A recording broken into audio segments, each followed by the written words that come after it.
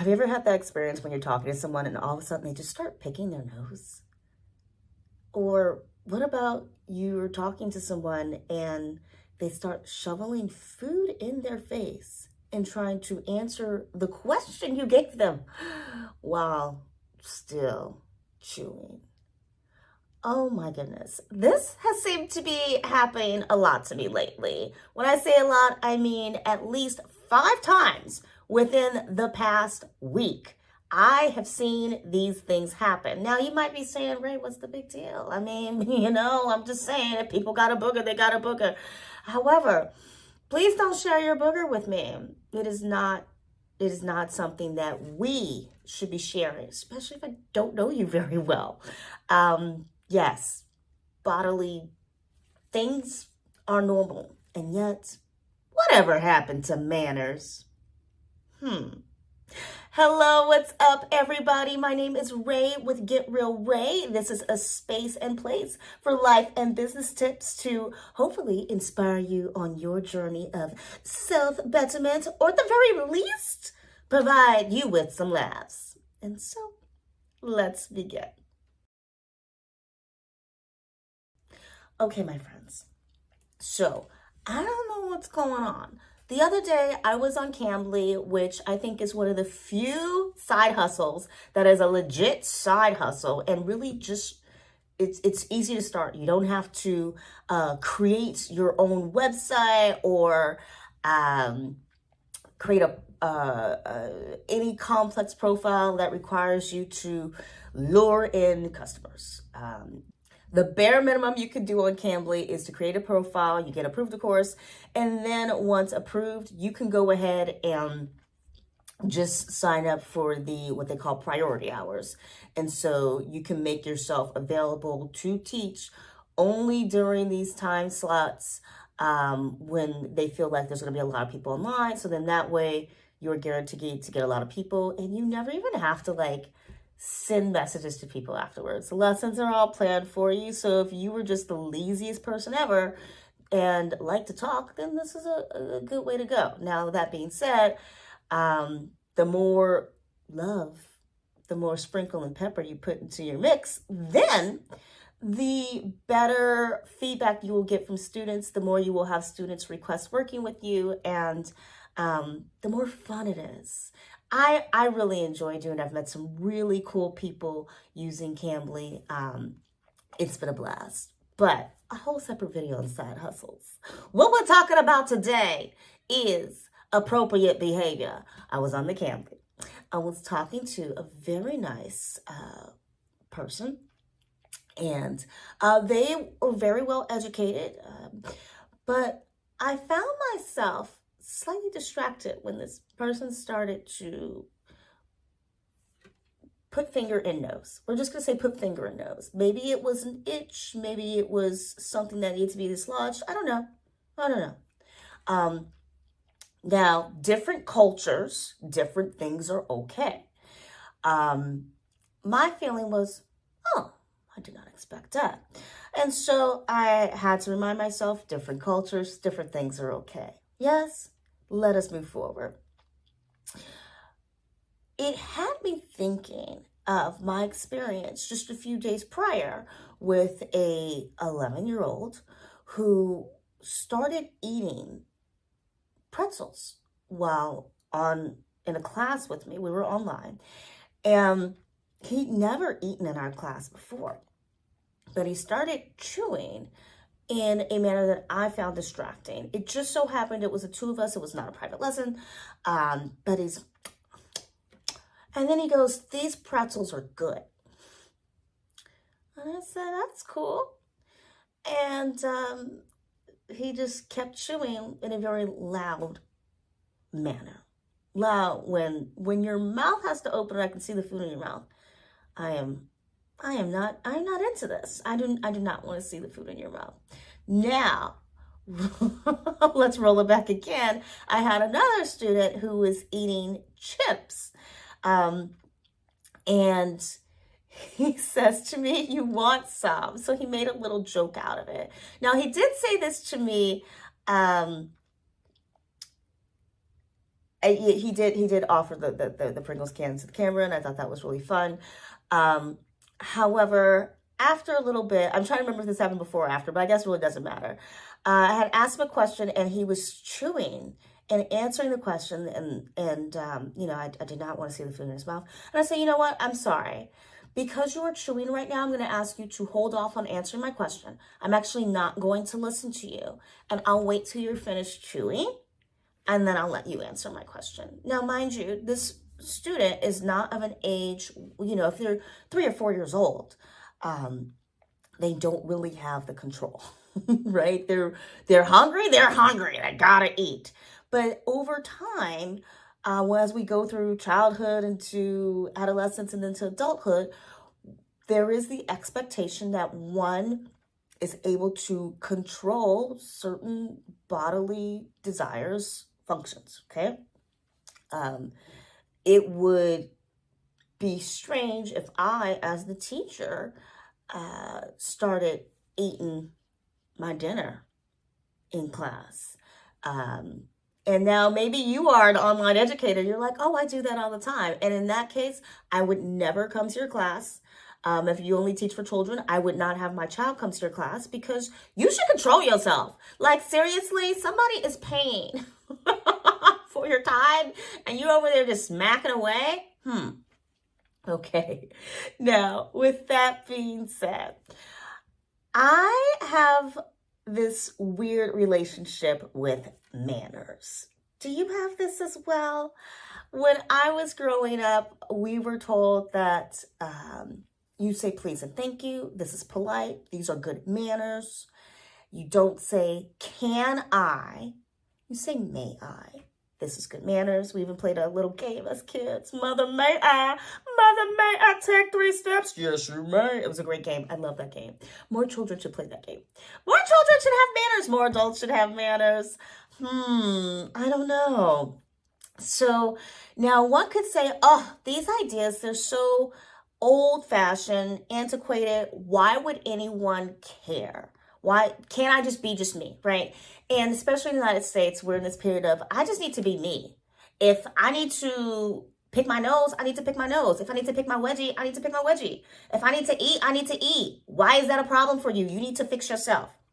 Now, while I do agree that you should be you, do what you need to do, on the other hand, I also think there should be some consideration by you for others. Hear me out. You may disagree, but hear me out.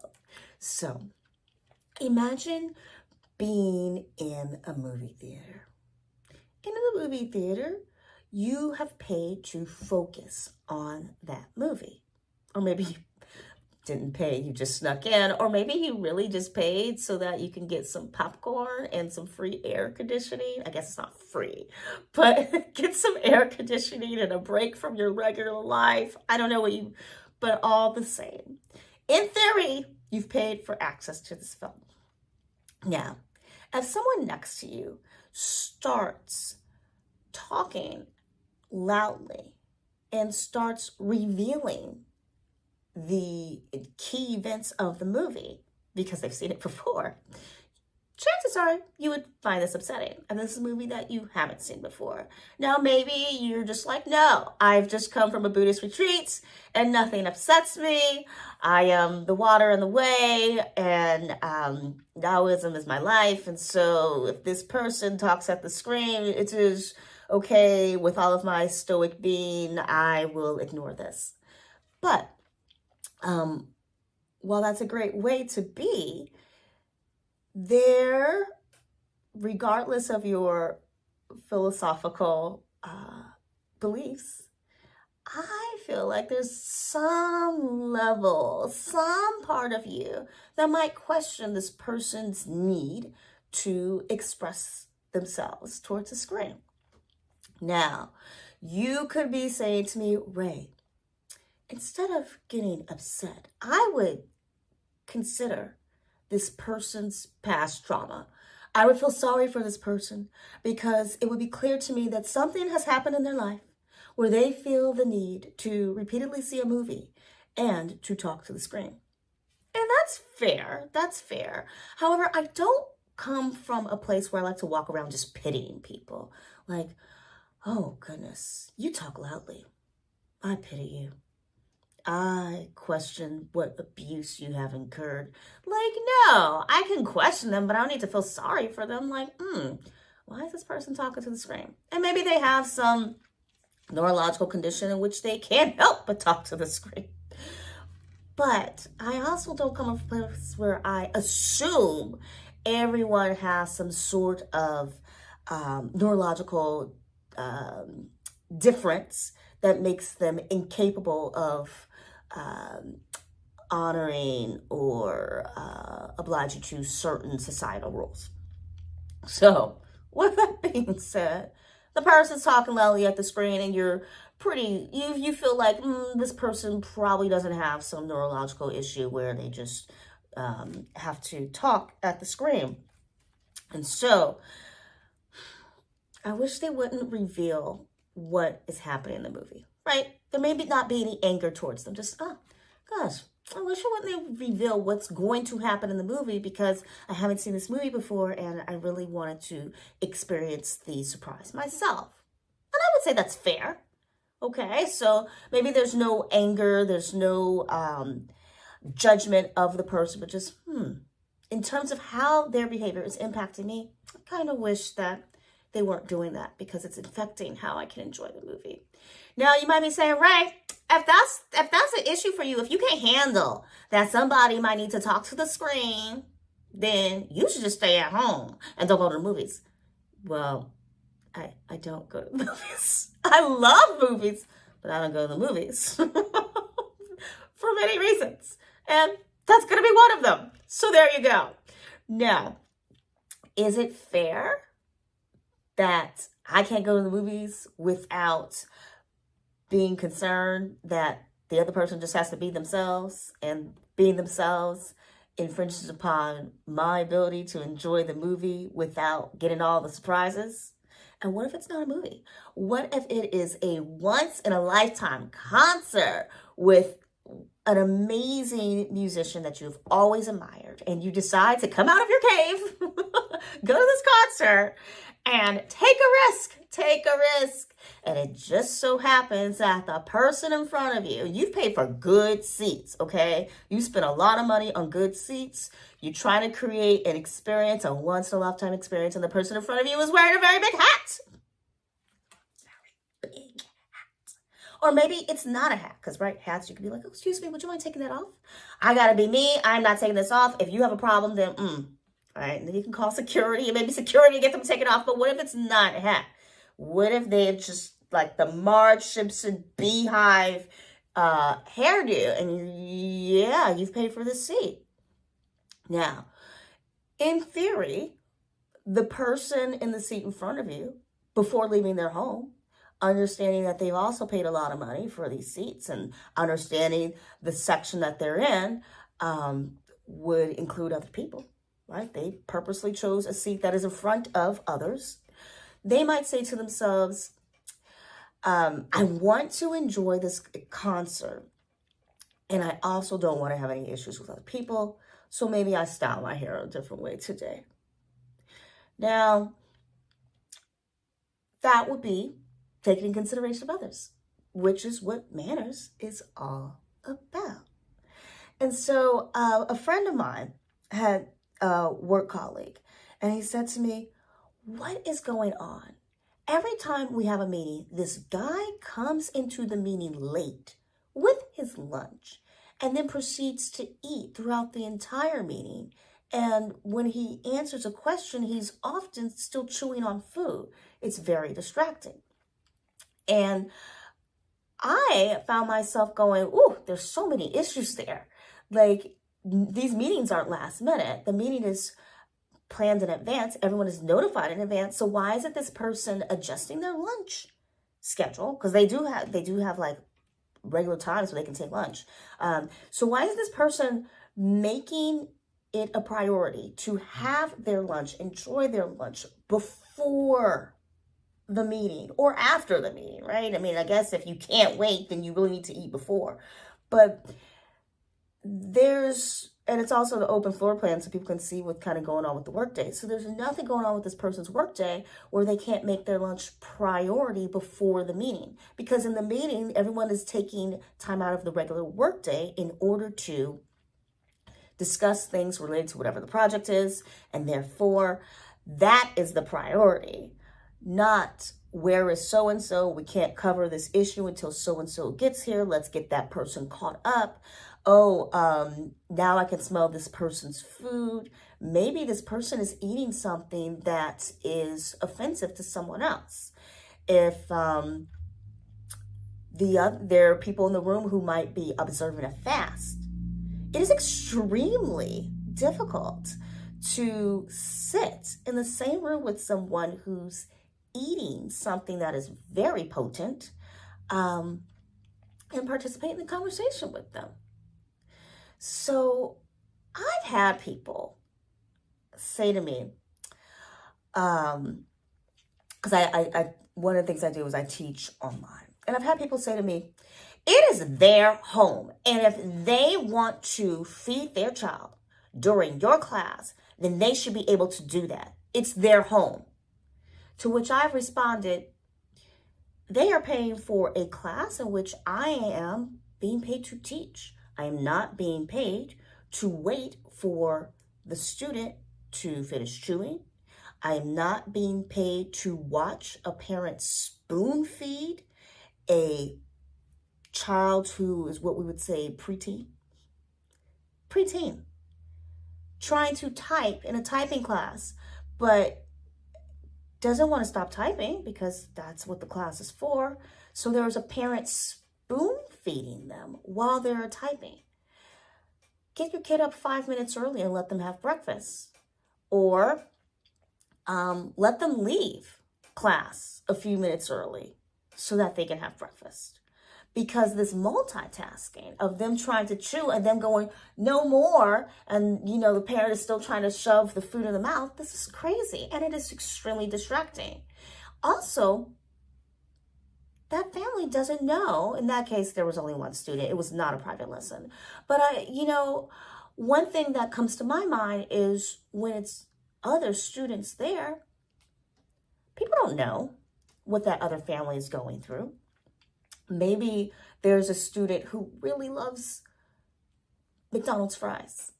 And then another kid comes into class late eating McDonald's fries and their burger. And they're like, sorry. I just got my Happy Meal, right? And so they're eating and the other kid is kind of like, I wish I could have some McDonald's fries. Yeah. But maybe after class, they go ask their mom, why can't I have McDonald's fries? And mom is just like, what? What are you talking about? And maybe that family doesn't have the money for McDonald's fries right then. How does that kid feel? How does that parent now feel? And so this is where manners come in. Now, I've been talking a lot about eating just because eating has just been a lot in the past. I've had the pretzel person, the chip person, I had a burger person, all kinds of things. And then the chips where there's like the dust on them, like the Cheetos, and the people start licking their fingers, and then they are going to start like typing or that to me is just like, oh my gosh, I would not want to touch that person's keyboard ever. That's disgusting. I don't want to shake your hand. When I was a kid, I was like, oh yeah, my fingers are orange. But as I've grown older, I realized that's not okay. To be so attached to a flavor that you don't want to let the flavor go. And so you lick the flavor off your hands. Because if I wanted to just clean my hands, if we were licking our fingers because we want to clean our hands, we'd just go wash our hands. But the additives in the product make you kind of want it more. And so there's this thing of licking fingers. It's even a part of commercials. It's disgusting though. This is really not the best way that we should show ourselves to others. And so as I've thought about manners, I've said to myself, what are some manners that really need to be reinforced and need to be considered priorities. Now, I do have in my class listings, don't eat in my classes. Once I had the spoon-feed kid, I was like, just don't. And most people are able to honor this. And I had another teacher who said, oh yeah, the kids always come home straight from school and they jump on class and the kids are eating. And I had to tell her, like, that's not okay. Not only isn't the class listing that these kids shouldn't be eating in class, but it's a class where they have to use their hands. And so this class, if they are having to take a hand to eat constantly, then they're not able to use both hands to do the activity that's required in a class. Additionally, it's not a private class, so they really shouldn't be treating it as if it's a private class. And if they need to eat, their parent needs to put them in a different class time so that they have time to eat. It's really not that difficult. And yet sometimes in our lives, you're like, I'm not a teacher, Ray. It's okay. Here we go.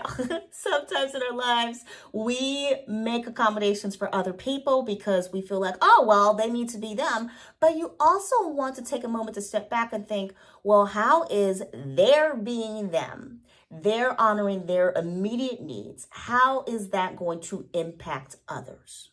Yes. And so if they're honoring their immediate needs is distracting from whatever the person is supposed to be committing time to at that moment. Now, whether that is a meeting or maybe you are not often in group meetings. You have a freelance life where your meetings happen via email or text or something, or phone. Yes, phones. People still use phones. And you don't even have to get on Zoom. So you don't have to worry about seeing anybody chew. This is all fine and dandy. But when it comes to, the talking loudly, the picking a wedgie in front of you, the picking the booger in front of you, walking, walking with friends, all 4 or 5 in a row on the sidewalk and taking up the whole sidewalk so that people cannot walk in the opposite direction. Now, there are some countries where you only walk one direction on the sidewalk, but it's pretty clear if you're not in one of those countries because you see what everybody else is doing. So these are all things where I feel like, being considerate of others is key here. It is crucial. And we should really bring back manners. So I would love to know from you in the comments below, what is something where you feel like, that is in violation of the rules of manners, and I wish people would stop doing that. Talking loudly on the phone. Another big thing is, I remember there was like a campaign in New York about manspreading. So that's where someone would sit with their legs really wide apart and try to see as many seats as they could take up. A big pet peeve of mine, I've seen adults do this. I've seen whole families do this, and I think it's so disgusting, is to put your feet on the seats of, like on a train, to put one's feet on the seats. People do this on subways or buses too. But on the train, it's situated so that it's long enough where people can have their shoe on the seat, little more difficult on the bus, and so they can stretch their legs out, which is great if you need to stretch your legs out. However, I hate to say, like, maybe take off your shoes, but your shoes are dirty because you've been walking around the ground, and especially in like New York, the ground is dirty, okay? So I don't know what you stepped in. Maybe you stepped on some poo and now you put poo on the seats. And you might be saying, Ray, that's a little extreme. Not everybody steps in poo. This is true. But I've seen it happen when it's been a rainy day or a snowy day and people will put their shoes on the seats. And I'm looking at other people being forced to stand up because there's no one to sit, because there's this family, or not even family, but a single individual with their feet on the seats, and they're more interested in playing Candy Crush or whatever, texting, whatever, and their own physical comfort, as opposed to the fact that they paid for one seat, not 5 seats. You pay for one seat. So someone else should be able to sit down and not have to sit in your shoe gook. Oh, yeah. So, yeah, I think maybe I'm going to like make a list of manners that need to be brought back. I think good manners, as a kid, I was just like, oh, this please and thank you. That's just such an effort. But now as an adult, I feel like, no, I really wish people would put in that effort a little more, because it shows that they actually do care about the existence of others. Not just my existence, but the existence of others. And I think caring about the existence of others is crucial. I think it's what allows us to exist as a society. And sure, there are tons of people who are like, I'm gonna go live off grid. And that's fine. Go live off grid. And yet your being able to live off grid wouldn't be an option unless others had created the materials in which you need in order to live off grid. So if you're like, I don't need the electric company, I've got my own solar panels and my own generator attached to the solar panels, that's great. But someone had to make the solar panels and the generator, right? Someone had to make the wood or the bricks or whatever it is that you're using to make the place that you live. And so though we have reached a point in society where we can really reduce our interactions with others, the new AI technology, Gemini, really makes it so that you don't even have to call your friend and ask their opinion or something. You can just ask Gemini, hey, what do you think is better? And while that's fine and dandy and has its uses, fact of the matter is, someone had to create it, right? So though society is getting to a point where we really just don't have to interact and engage and be social in a non-social media way, we still need to accept the fact that others do exist. And if other people do exist, we want to live our lives. I think is ideal to live one's life in a manner which does not infringe upon others, to make it so that I kind of don't want to say you make them uncomfortable, but to make it okay, to infringe upon others in such a way in that it seems as though you do not acknowledge their existence. That's it. So by instilling good manners in yourself, you have to kind of define what good manners is. That allows you to accept the fact that others do exist. And by displaying good manners, you in turn are showing others that you do care about their existence. And you're also asking others to care about your existence, which that ain't bad. I mean, when you think about social media, people are posting pictures of what they ate, what they are eating, right? The picture of the food with the bite in it, what they're wearing, how they like to do their makeup, what they think. Posting so many things. This is what I wear. This is what my cat is doing. So all of these types of posts are ways of saying, hey, please care about what I'm doing. Now, it could be please care about what I'm doing because I want to know if you feel the same or you do the same. That's, kind of my thing with these videos is not so much care what I think, but do you think the same? Do we have something in common, right? Do we have something in common? And of course, some of my videos are directed as, hey, this is what helped me, or this is my experience. Maybe this will help you and help you with your experience. But it's still acknowledging the existence of others. And acknowledging the existence of others is really what life is all about. Sorry, but people do exist. So if you find yourself in a situation where you feel like, oh, this is really frustrating. And I think with 2020, a lot of us found ourselves in situations where we found things really frustrating. This person won't wear a mask. They say I can't go outside. Why doesn't this person want to get vaccinated? Why do I have to get vaccinated? Like, all of these things really came down to looking at, how am I acknowledging the existence of others? How am I showing that I care that these others exist? And so when we look at that, if we look at good manners as acknowledging others and appreciating that others exist, and not as a set of archaic or arbitrary or old-fashioned rules, because I think as a kid, that's how I kind of thought of it. And actually, even as an adult, I remember seeing a class listed as manners class. And I thought, who wants that? Like, what are you, know which fork to use? Know how to say, excuse me, I'd like a cup of tea. Like, what kind of class is that? I just remember being like, oh, that's ridiculous. But after a week of boogers and burgers and chips and pretzels, I feel like manners need a comeback.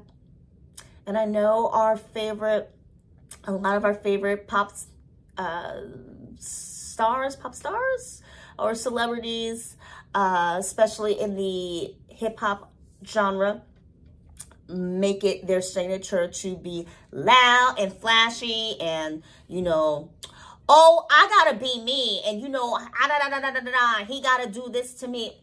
Okay, I get it. And yet, chances are, some of those people may not present that personality 110% of the time, right? When they're talking to their grandparent or something, they may lower their voice a little bit. They may not say certain things that you hear them say in their music,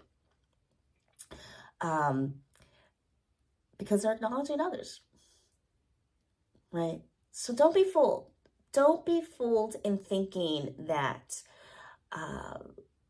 the 5 minutes you see of a music video, that's probably too long. The 3.5 minutes you see of a music video, or the 5-minute interview you see on some talk show represents what that person is like 24 hours a day.